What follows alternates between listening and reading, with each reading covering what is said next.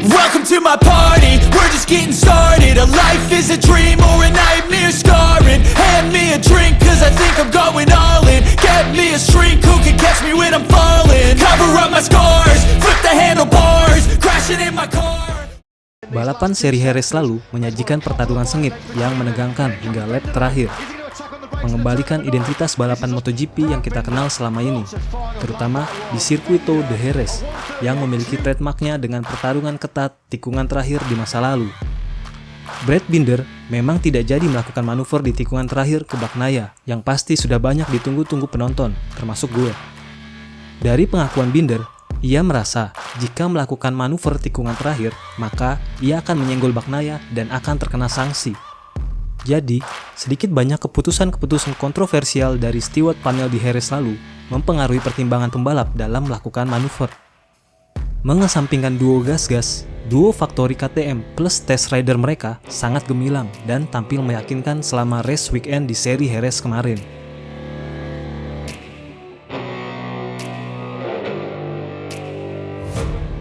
Duo rider Binder dan Miller konsisten cepat dengan mampu podium pada dua balapan weekend. Super test rider Dani Pedrosa yang menjalankan misi khusus dalam balapan wildcard-nya konsisten berada di second group, tidak jauh dari grup terdepan. Sebuah hasil yang belum dapat dilakukan rider tim pabrikan manapun di musim ini. Hasil ini ternyata sudah dipersiapkan dengan baik oleh pabrikan asal Mattighofen, Austria. Dalam MotoGP modern, Jerez dikenal sebagai parameter performa sebuah motor. Anggapan jika bisa tampil cepat di Jerez, maka motor itu bisa cepat dimanapun, masih diyakini di pedok MotoGP. Sirkuit sepanjang 2,75 mil ini memang berkarakter tipikal sirkuit Eropa, sempit dan teknikal. Jerez memiliki kombinasi yang lengkap, tikungan cepat, tikungan lambat, corner speed, akselerasi keras, dan straight walau tidak terlalu panjang. Di sini, Dani Pedrosa diminta mengumpulkan data saat balapan karena kondisi balapan dengan saat pengetesan bisa sangat berbeda. Dengan aerodinamika saat ini, motor bereaksi secara berbeda ketika berada di belakang motor lain dibanding jika melaju sendirian saat pengetesan. Dani sangat mengenal baik sirkuit Jerez. Ini adalah salah satu sirkuit favoritnya. Bahkan, namanya menjadi salah satu nama tikungan sirkuit ini. Selain itu, beberapa minggu sebelumnya, KTM dan Dani telah melakukan pengetesan di sini dan mengumpulkan banyak data.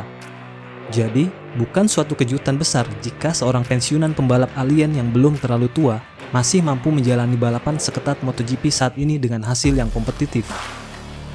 Motor RC16 2023 mungkin masih terlihat mirip dengan motor tahun lalu, tapi dari sisi teknis, ini adalah sepeda motor yang sama sekali berbeda. Mesin dengan firing order berbeda dan sedikit penambahan tenaga, setup aerodinamika baru, sasis dengan keseimbangan yang direvisi, serta tuning elektronik. Tahun lalu, di Jerez, pembalap KTM terbaik selesai 20 detik di belakang pemenang balapan, Pecco Bagnaia. Kali ini, Binder dan Miller memimpin sebagian besar balapan, dan Binder finish 0,2 detik di belakang Pecco sang pemenang balapan. Suatu kemajuan yang sangat mencengangkan. KTM tampak telah menemukan keseimbangan motor di semua aspek. Ini dapat dilakukan karena KTM memiliki insinyur-insinyur yang brilian, ditambah tenaga-tenaga ahli dari Ducati yang banyak direkrut, semakin memperluas perspektif pengembangan motor KTM, serta tentu investasi yang lebih banyak lagi dari KTM dan Red Bull membuat semua ide pengembangan motor dapat dijalankan dengan baik. Insinyur KTM, Paul Trevatan, yang saat ini bekerja dengan tim gas-gas Tech3, mengatakan mereka selalu bertanya apa yang kami butuhkan, jadi kami bisa mendapatkan tenaga kerja yang bagus termasuk dari Ducati.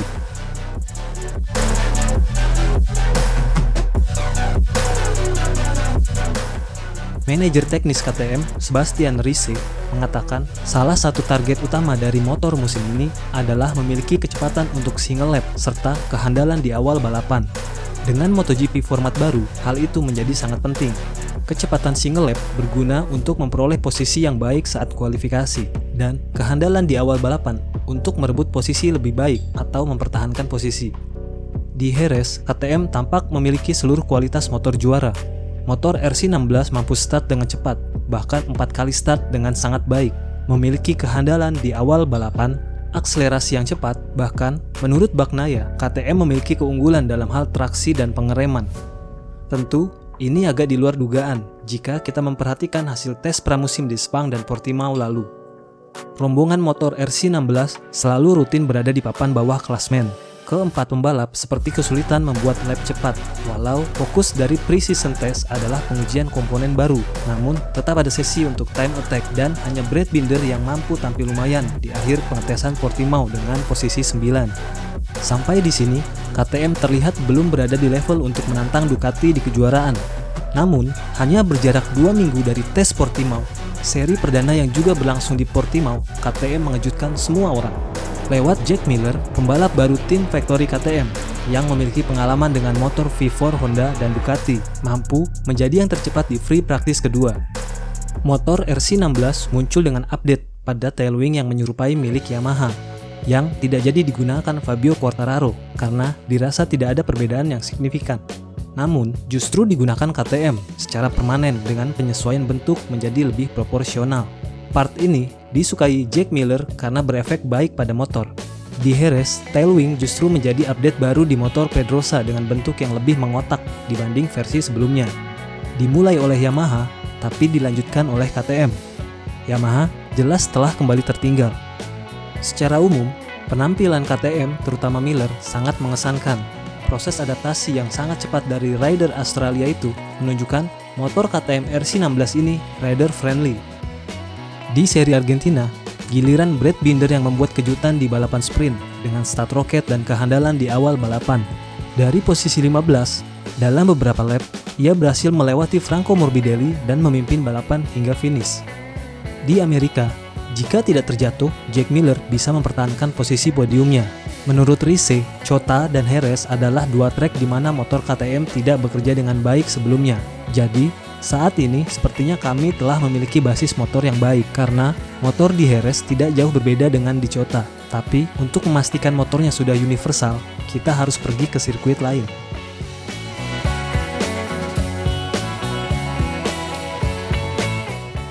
KTM membangun motor RC16 menggunakan cara sendiri. Walau banyak yang bilang di awal kehadirannya di grid MotoGP, motor ini mengambil dasar dari Honda, bentuk, konfigurasi mesin, bahkan test ridernya adalah produk Honda. KTM memiliki filosofinya sendiri. KTM tidak bergeming ketika seluruh peserta MotoGP menggunakan sasis twin spar aluminium yang memiliki kekakuan yang baik, namun tetap ringan. Bahkan Ducati yang awalnya tampil dengan sasis baja tubular, kemudian berevolusi menggunakan serat karbon semi monokok. Pada akhirnya harus menuruti permintaan Valentino Rossi menggunakan sasis twin spar aluminium hingga sekarang. KTM masih menggunakan baja tubular pada awalnya, namun seiring waktu terus mengalami pembaharuan. Saat ini diduga material sasis KTM bukan lagi baja murni, namun material yang secara metalurgi sudah ditambahkan bahan seperti karbon komposit untuk mendapatkan spesifikasi yang diinginkan. Secara bentuk pun, sasis RC16 sudah bukan lagi seperti susunan pipa besi yang dilas, tapi hampir menyerupai model perimeter atau twin spar. Tanpa punya pengalaman di ajang balap jalanan kelas tertinggi seperti Superbike, GP500 atau MotoGP sebelumnya, KTM tetap yakin menggandeng WP sebagai supplier suspensinya dan memulai riset dari awal ketimbang ikut Öhlins atau Showa yang telah berpengalaman di balapan kasta tertinggi ini. Francesco Guidotti menilai, dengan jalan sendiri ini memang berarti akan butuh waktu yang lebih lama. Namun, sisi positifnya, jika telah berhasil, maka akan memiliki nilai competitive advantage yang sulit untuk ditiru atau digunakan kompetitor karena data tidak berbagi dengan tim lain. Dani Pedrosa yang sudah bergabung dengan tim sejak 2019 menilai RC16 2023 adalah versi terbaik yang pernah ia kendarai. Ini menunjukkan bahwa pengembangan RC16 sedang bergerak naik dan berada di jalur yang tepat. Indikasi bahwa KTM telah kompetitif di varian track juga varian rider, yaitu 3 rider KTM di Jerez menunjukkan mereka semua bisa kompetitif dengan motor ini. Dani Pedrosa memiliki riding style yang berbeda dari Brad Binder dan Jack Miller, serta selisih berat badan yang hampir 30 kilo membuat setup motor mereka sangat berbeda. Tapi, mereka semua bisa membuat lap time yang kompetitif. Sisi positifnya akan membuat Brad Binder dan Jack Miller saling menekan satu sama lain, seperti yang sudah dilakukan Ducati. KTM yang semakin cepat juga telah membawa kembali sesuatu yang sudah jarang terlihat di balapan MotoGP, rear counter steering. Sejak peran elektronik makin masif di MotoGP, semakin jarang pembalap yang menggunakan teknik ini. Namun, dengan Brad dan Jack di atas motor RC16, dari TV, kita bisa melihat setiap menikung motornya selalu berasap. Bahkan, menurut jurnalis di pinggir sirkuit, selalu tercium aroma ban kebakar setiap mereka lewat. Mereka suka melakukan teknik ini karena Jack dan Brad tumbuh besar dari dunia motocross. Hal ini pun ditunjang oleh karakter motor RC16. Jack Miller menjelaskan, jika ia ingin menggeser motornya seperti itu, motor dapat mengikuti seperti yang ia inginkan. Ia bisa melakukan banyak hal dengan lebih bebas. Karakter motor RC16 yang cenderung agresif dan liar, namun memiliki feeling yang baik karena bisa memberi feedback kepada rider ketika sudah mencapai limit. Ini berbeda dengan Ducati. Menurut Jack, motor Ducati sangat stabil, memiliki stabilitas yang baik namun kurang memberi feedback, di mana motor itu bisa tetap stabil walau sedang mengalami penurunan, sehingga rider tidak tahu di mana limitnya dan tiba-tiba Anda crash.